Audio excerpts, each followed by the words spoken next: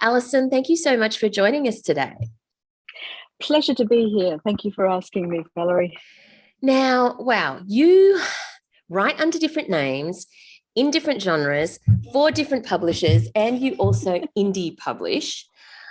Just to give listeners a snapshot of all of the things that you do in the various buckets, so to speak.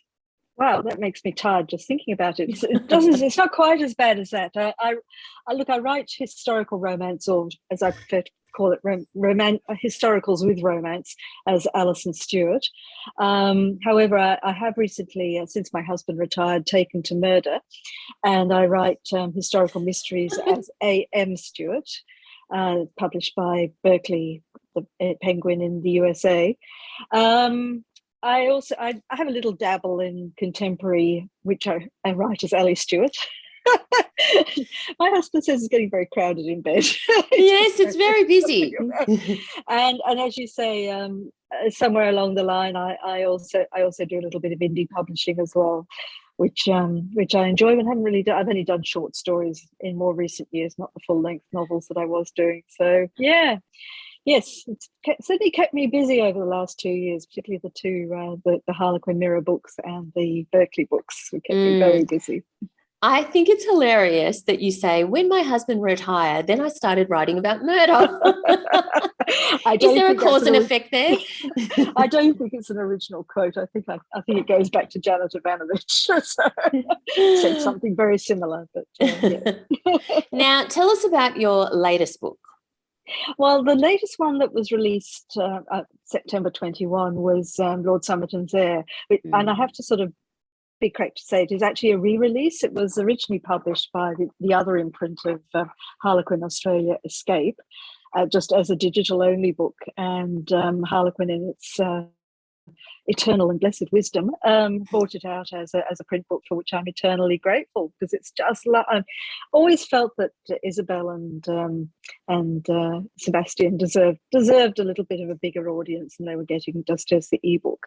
So yes, look, it's my one and only Regency romantic suspense, I think I would describe it, because it started as me trying to write a Regency romance that turned into a little bit of a murder mystery as well. So there's a war veteran with an unexpected inheritance, a lovely widow who just wants to get on with her own life, and a badly neglected aristocratic estate that needs a great deal of work, and a couple of unexplained deaths to solve as well. So yes, that's Lord Somerton's Heir. Wow. Okay. So you have a real passion for history. So you write historical romance, historical romantic suspense, historical mystery. Where did this obviously passion / obsession with history come from? It rests squarely at the feet of my father. He adored history, and any sort of, it was just something we shared. You know, he would drag me off to go and see those wonderful big historical movies that were very popular at the end of the 70s, like Nicholas and Alexander and Cromwell and Wellington, the Battle of Waterloo, and I mean, I'm a visual person, so that really meant a lot to me. And of course, the books that he chose to read to me which we did regularly on a Sunday afternoon, were always books of his choosing, very unsuitable for 8-year-olds. And they always had a historical overlay, such as, Daphne du Maurier's The King's General, which absolutely fired my passion for the English Civil War. And yes, that was the great thing that Dad and I shared, and I've always loved history, and I can't add 2 and 2 together to save my life. But history was my catnip. But you haven't always been an author. You're actually trained as a lawyer. You've been practicing as a lawyer for the huge, part of your career. So tell us where and how writing got into your life. Okay. Well, the reason I'm a lawyer is because my father said I needed a trade, and that writing or archaeology, which were my other 2 alternatives, were never going to really provide me with a reliable source of income.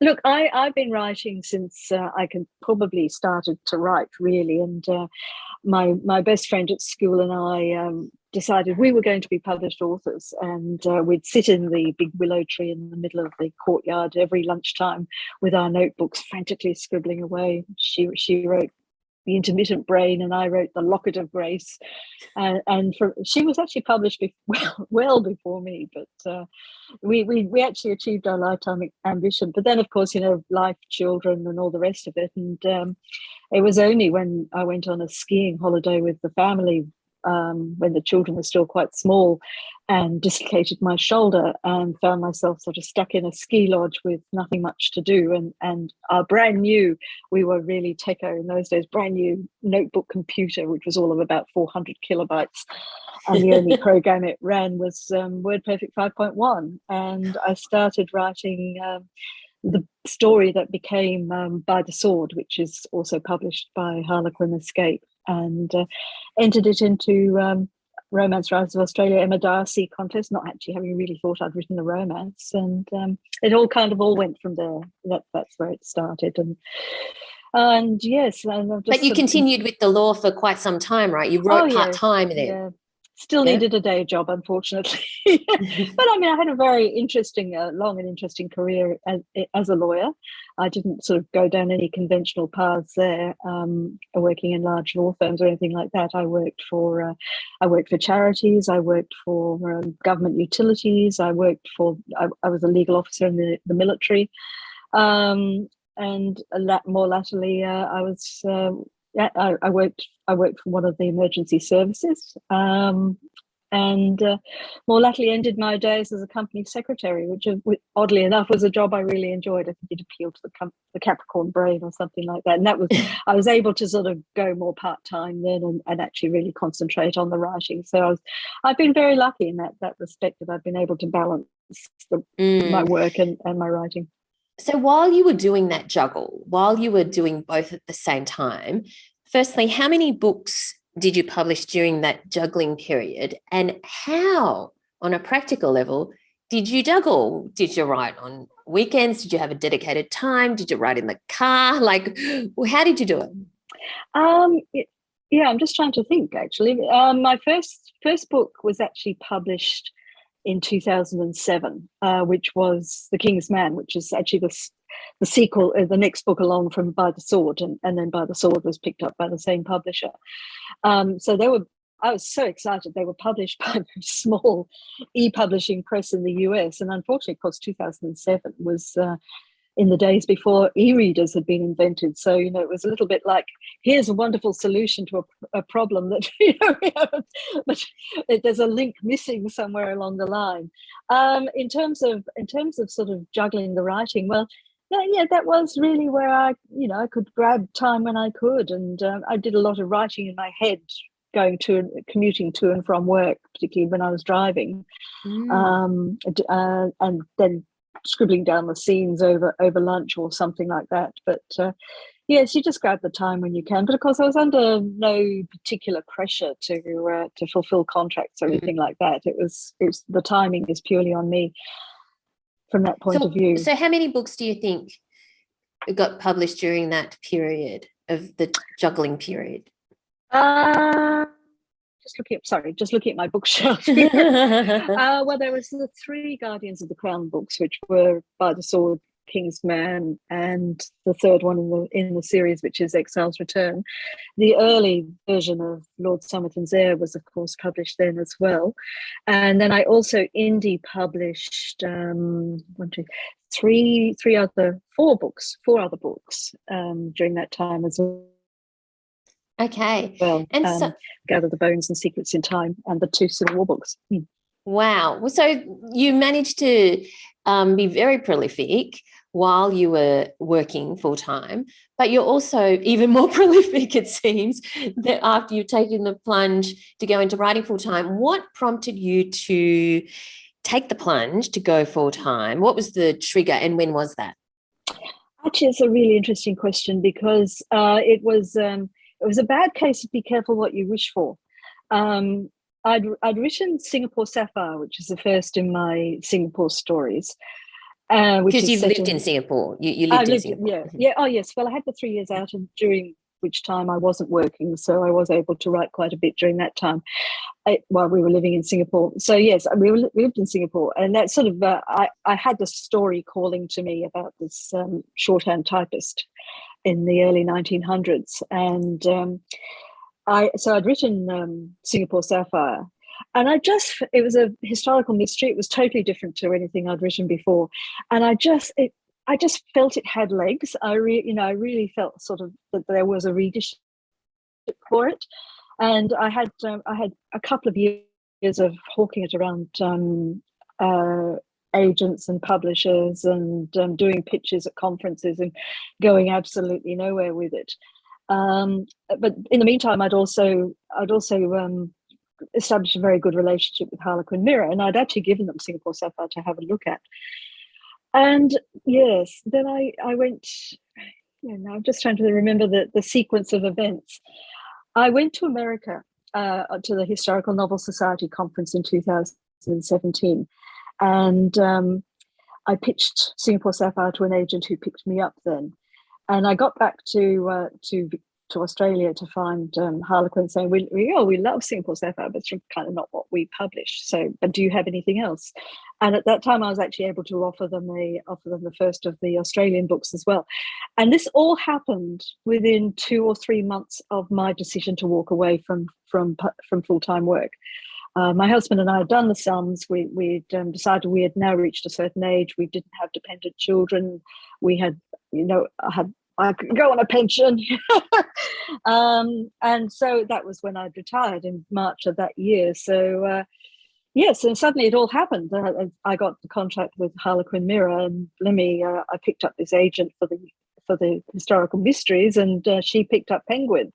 And I suddenly had two major publishers, both wanting two book contracts, and both having the same deadlines. And as I said, I had a bad case of be careful what you wish for, because it came true.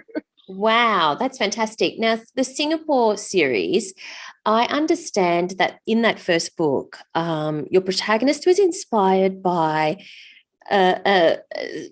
some research you've done in the library there, and you came across an ad in the Straits Times or something. Is that right? That's absolutely true. That's exactly how it happened. Tell Because as me I said, about that. I wasn't working, so I was playing around with all sorts of different writing at the time, and I'm involved in a very good writers group in Singapore as well. And I took myself off to the National Library, and I was scrolling through old microfiches of old back copies of the Straits Times, which is the major newspaper there from the early 1900s, just to try and get a feel for what Singapore was like at that time. And there on the front page, it was a fairly large ad, was shorthand typist officer services, absolute secrecy and confidentiality guaranteed, apply. I can't remember Mrs. Russell or whatever her name was. And she just leapt off the page at me, and I thought, what's the story here? Why is she only available between these particular hours that she specified in her ad? Where does she come from? What's her backstory? And who knows who she was? I have actually done a bit of research on who she was, but Harriet Gordon, my protagonist in Singapore Sapphire, was born. But it did take me quite a long time to sort of writing a historical mystery is very, very different, and I wanted it to be a series. So whatever I did in the first book really had to set the ground for everything else that followed in the subsequent books. So I had to get all of her world organized in my own brain. And given I'm a pantser, that was actually quite a challenge to do that. So yes, it wasn't until the NaNoWriMo of 2011 that I actually put Harriet down on paper, so to speak. So yes, that's where Harriet came from. If you had to organise all of her world in your own brain in a country that you did not grow up in an era that you weren't living in, how did you do that? Do you do all of the research first to create the world in your head so that she has somewhere to be in, or do you research as you go, as you see what happens to Harriet? It was a little bit of both. Now, bear in mind, I come from that world. I was born in Africa in the late 1950s in a colonial city. English colony, Kenya, as it was back then. We lived there over independence. So in a way, I am actually writing about a world I actually instinctively know, even if I was a very small child before independence. And of course, while I was living in Singapore, I did every historical tour there was going, and because actually to find historical Singapore beneath the modern city is actually quite a challenge.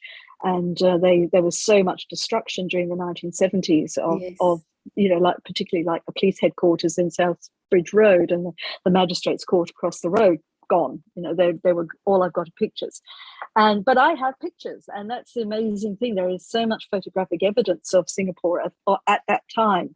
And I sort of organized it all into Pinterest boards in a kind of not a very organized way, but a sort of organized for me type of way.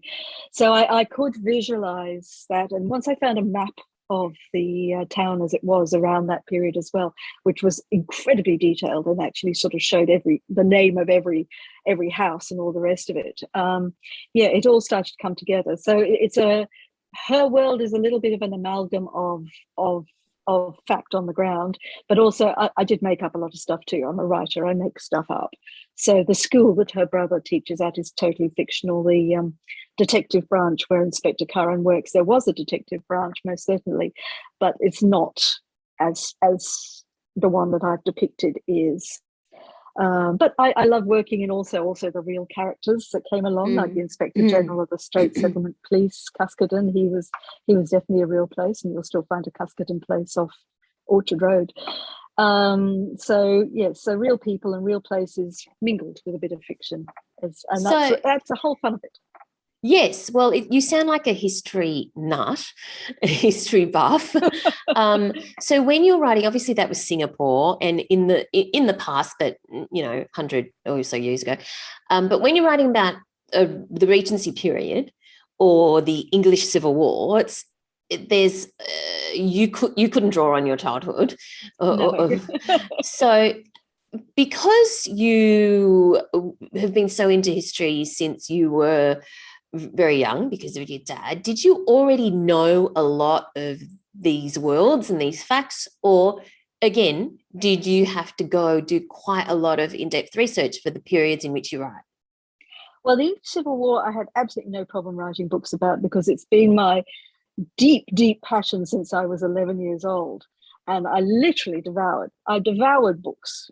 You have to look at my bookshelf here, and I've got 3 rows of books on the English Civil War. And I just have I feel like I have, I'm not sure if my readers agree, I have such a sort of DNA connection to that period of time that I could sit down tomorrow and write a book set, the Battle of Marston Moor or whatever, with very little research, apart from the actual details. I know all the background that led up to that particular battle, that sort of thing. The 2 I've had to do a lot of work on were the Regency, because my goodness, you've got to get that right as a writer, because the Regency readers are fanatical. They're as fanatical as I am about the English Civil War, and you've got to make sure you get the spelling of all the games they played and the way the fan worked and all of that. You've got to get all of that right, and what barouches they travelled in. So yes, that was a lot of work. And the other one, I've had to do way more research than I ever thought I would have to. Of course, the 2 Australian books, oddly enough, even though they're set in a not so distant past, like the 1870s, isn't really all that far away. But it was the past is a foreign country, and they do things differently there, and that took. And also, I was dealing with a fairly technical issues of gold mining and things like that, which it's one thing to go to a place as a tourist and sort of poke around and it's fun, but to actually write about how they did hard rock gold mining, and that is a totally different kettle of fish. And yes, I had to do a lot more research for that. But about how many books do you write in a year? Look, it's been 2 a year for the last 3 years, and I'm actually tired. Yes, it's not my natural. I would like to write 1 book a year, and I think that's what I will be doing going forward. look, it's worked. It's been fun for the last 3 years. But when we've also been battling COVID, which you think would be wonderful. You think all those Melbourne lockdowns would have just been built for writers. But I know I found actually writing during, and I'm still struggling. I found writing during this period of uncertainty incredibly difficult. So yes, I think the rest. With the 2 books a year for the last 3 years, that's intense. How did you manage your time to make sure, because I'm presuming they were under contract, right? You had to deliver them. So how did you manage your time to ensure that it got done? Because it is full on. Do you have a Gantt chart or something like that? I do. Yes, I am. You really do? I have a corporate background, so I mean the way I when I was sitting there looking, oh my God, they're similar deadlines. Oh my God, what am I going to do? I just sort of said, well, look, they're like 2 corporate projects, and I just have to work out how I'm going to. I'll do a draft for one and put that away and do the draft for the other, or how am I going to balance these 2 books and meet the deadlines? And I've had a very good hard look at my own process, obviously, along the way. I can't afford to be a dreamy sort of pantser going, well, they could do this, they could do that. I've had to do some plotting. So did your process change after you started having that pressure? Absolutely, I had to be way more organized about how. I'm not saying I am a plotter still, but I have found a way of planting or plotting that works for me, that at least gives me some lily pads along the way of the story that I can follow. Also, I have to, because they're contracted books, I now actually have to write a fairly detailed synopsis as a submission to the publishers. So I have that as well. So I do actually have some structure. Whether the eventual book turns out looking anything like that structure is another question, but at least it gives me some solid ground to work off, rather than going, I've got an idea. I have a character. So tell us about your writing day, when you're actually writing, in the depths of writing. What time you wake up, what's your structure, what's your routine, and what, if any, your goal is for the day? Okay, I am fairly structured these days. Only nothing like a lockdown to make sure give you a structure to the day. Look, I'm a fairly early riser, 7 o'clock-ish. I like to exercise in the morning. I always thought I was a morning writer until I started doing it full time, and I now find I need the morning to get stuff done. And whether that stuff is doing the shopping, doing my exercise, visiting my mother, whatever the morning's, going through the emails, checking Facebook, doing all of that. And I'll have an early lunch, and then after lunch I sit down and I'll write. And I use Scrivener, and I've been an ardent user of Scrivener pretty much ever since it came out. I even had to buy a Mac so I could use it. I really did, and I've never used a Mac in my life. So I'll write. I'll give myself 3 or 4 hours of writing, and that and a daily word count, minimum 1,000 words a day. Yeah, most days I get there. I have bad days when I don't, and I have some days that I go over, so that's fine. But where I find Scrivener good for my Capricorn brain is it gives me that daily word. It calculates the daily word count, and it could be less than 1,000 words, which is fine. And it gives me a big hooray when I've actually exceeded my daily word count. But it does allow me, again, it's part of that project management system that I can actually calculate how long it's going to take me to write X amount of words. And is it fairly consistent? Like it takes you X number of hours, or some days it might take you an hour, sometimes it might take you 10 hours? Oh no, totally inconsistent. It entirely depends. There have been days where I can sit down and write 3,000 words in an afternoon, and there can be days where I sit and struggle to get 100 done. So it really depends what's going on out there that's sort of that's impacting on me, that will determine how the book is going and how the word count's going. So in a lot of your books, a common theme is romance, historical romance, romantic suspense, and so on. And yet you say that in that first book, which you submitted to the romance writers competition, it didn't occur to you that it was a romance. So why do you feel you have this natural tendency towards writing romance? Look, I wrote that first book just because it was a story I wanted to tell myself, and it was the sort of story that I like to read, which was historical, had lots of action and adventure and difficult times, but I did like a story with a very attractive hero that I could fall in love with, and a heroine who's going to have a hard time, and that they're both going to end up happily ever after. As I said, if you'd said to me back in those days that romance, my thought went immediately to Harlequin, Mills and Boone. Well, I've tried, but I can't write Harlequin, Mills and Boone. I didn't understand about labels, and so when my friend who read the story said, "Oh, it's a romance," I was really quite taken back. I thought, yeah, I suppose it is. And I as I said, I thought romance was the lovely little, very gorgeous books that my friends used to read, and I hadn't ever read until I joined the romance writers.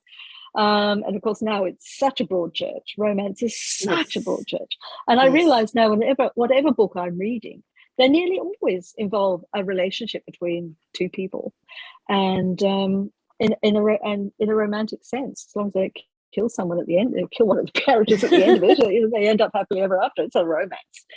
So once you entered that world, then did you then? Because as you said, it didn't occur to you, you hadn't read romance, right? When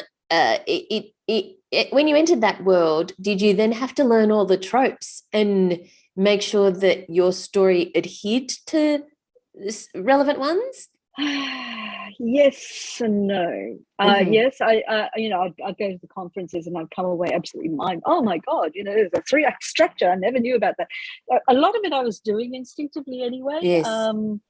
It was only when I sort of went back to my early books and with the knowledge that I had, and I went, oh, actually, I was actually doing Hero's Journey. I was actually doing 3-act stories without consciously knowing about it. The tropes of romance. No, I didn't even know what tropes meant. I don't think. I worried about whether it was. I was looking at billionaires or sheiks' babies or anything like that. Yes. So you just wrote the book you wanted to write. I just wrote the book I wanted to write. I just told the story to myself that I wanted to tell, because I had run out of books on the shelf that I could read. So yes. Write them. With the historical aspect, research and writing, have you ever had readers contact you and say, no, that colour was meant to be purple? No, I haven't. Thank heavens. Right. You must be accurate then. Yes, or else my readers are just glossing over bits I don't know. No, because they will tell you if you do. Hang on, I know. I tell a lie. I have recently, particularly with the Harriet books. I had a reader the other day contact me and say, "You do know that there is no safety catch on a Webley revolver, don't you?" Well, I had actually, that was for the second book, and I had actually found that out when I was writing the third book, that there was no safety catch on a Webley. I have had a few of male readers actually contacting me with the Harriet, pointing out my little mistakes, or if I've got the difficulty obviously writing Singapore stories is I do try to incorporate language, and my understanding of what particular words are may not be as accurate as I would like them to be. So I don't mind being picked up on that at all. That's fair cop. But yes, no, they do that. Let's come back to Lord Somerton's Heir. What was the most challenging thing about writing that book? The most challenging aspect of it was the regency trope. Now you mentioned it, was getting that, getting that sort of that balance of the ton, understanding what the ton was, and how the society moved in those particular days. And how did you do that? Because there's no like one book that's the complete guide to Regency or something. Well, there is actually. Well, there you go. My very good friend Jennifer. God. Anyway, she wrote a book called about Georgette Hare, Georgette Hare's World, and I have to admit I had that on my bookshelf, and I pulled it off and thought, actually, this is pretty much everything I need to know, at least as a starting point. Oh yes, it was Baruch's, and these were the sort of characters they had, and so I found that incredibly helpful. And I was involved in the Romance Writers of America. They had a Regency chapter at that point, and I did go to the conference, and I did go, got to sort of dress up and go dancing and play piquet and all of that sort of thing as well. Oh, they're great fun, the beau monde. But yes, passionate about what they do. And I don't think it was a world that I felt particularly comfortable long term in playing in. So you'd rather do the English Civil War, I suspect. I would much rather. Yes, but unfortunately the readership for English Civil War is No, I then discovered the Australian history and the Singapore history and the late Victorian stuff. And I did write a book set in post World War One, which I really, really enjoyed writing. So I'm not saying that there will never be another Regency book. I really enjoyed writing it, and I have actually released a little novella since as well. So I'm having to think about that one. The readers seem to have warmed very much to Lord Somerton's there. So, well, as I said, never say never. I just need a break at the moment. What's the most rewarding thing? What was the most rewarding thing about writing it? Oh, look, I have to say, without a shadow of a doubt, it is readers. And I memean, when you launch your first book out into the world, and somebody other than your friends and family do a review on it, or send you a note, my goodness, it absolutely makes it all worthwhile. Particularly the Australian books, I've had a lot of reader notes come to me about, particularly as I've set it in a part of Victoria that is a real part of Victoria, even though the town itself is fictional. It's a lot of people that mean a lot to a lot of people, and they're very quick to sort of say, oh, I really love reading that story because I had my honeymoon there, or Great Uncle Jack was the mine manager, or something like that. And when did you write those? Well, the Australian books? Yes. They're the most recent Harlequin Mirror books. So yes, yeah. So tell us the premise of those books and their titles. All right, it's a series called the Maidens Creek series, because it's set in a little gold mining town called Maidens Creek. The first one's the postmistress, and the second one is the gold miner's sister. So they're standalone stories set around this little town. And I wanted to write a small town series. So having done, I've got Harriet Gordon, who's a continuation character, but I wanted a continuation town for this story. So again, had to sort of do the whole world building thing with it as well. Did you go there? The stories are it's based on a town I know very well called Walhalla in the high country of Victoria. Mm-hmm. Yeah, so I've been there many, many times, and but again, as I said, knowing something as a tourist is different to knowing it from the point of view of writing a story. So I spent a week living up there in a cottage and really sort of deep diving into how the mine actually worked, and how all the little bits and pieces that are all background the reader probably won't even notice, but I know that they're there. Yeah, so continuing, so they're related but standalone. So and I'm currently finishing the third one, which doesn't have a title at the moment, which will draw the whole series to a close. So how fantastic. That's awesome. So it sounds like you are still being extremely busy. You're finishing this one off. What's the next one? What's the next cab off the rank? Well, this book, the third Maidens Creek book, is due in February. And after that, I actually don't have any contracts. I don't know what's next. I think I just really need a break. Yeah, fair enough. I know, actually, no, I tell a lie. I do know what the next one will be, and that'll be the fourth Harriet Gordon's fourth and last Harriet Gordon. Oh, sorry, I shouldn't have said that. Just between us girlfriends, possibly the last in the Harriet Gordon series, because I think that's one where the series arc has run its course, and I can tie it up in the last book. I don't believe in extending series for the sake of extending series. I think yes, if your character has an arc, like Harriet and Robert have their own arcs, but also the series has an arc and has to come to a logical conclusion. So, which is not to say there won't be any more Harriet Gordon stories, just not in this series. Yeah. She may move on to something else. I could talk to you for hours, because not just about writing, but about all of the different worlds that are obviously occupying your brain. But we have limited time. So let's end off with, what would your top 3 tips be to aspiring writers who would love to be in a position where you are one day? They're just writing. Well, keep writing, but make sure you actually write something that has a beginning and something that has an end. It's no point rewriting those first 3 chapters 10 zillion times, because I have seen this. I've seen the most wonderful first 3 chapters, but unless you can actually carry through something that's going to end up looking vaguely book-shaped, and it can be as ugly as hell. It's the rough draft. It's not going to be what any publisher or editor is ever going to see, but you need to tell yourself the complete story from beginning to end, however long that takes. And once you have that story structured, that's when you go back and write. That's when you start the writing process. That's when if you think of it being like a painter, so you've done your rough sketch, and now you're going back with the oil paint to fill in the details and bring that painting to life.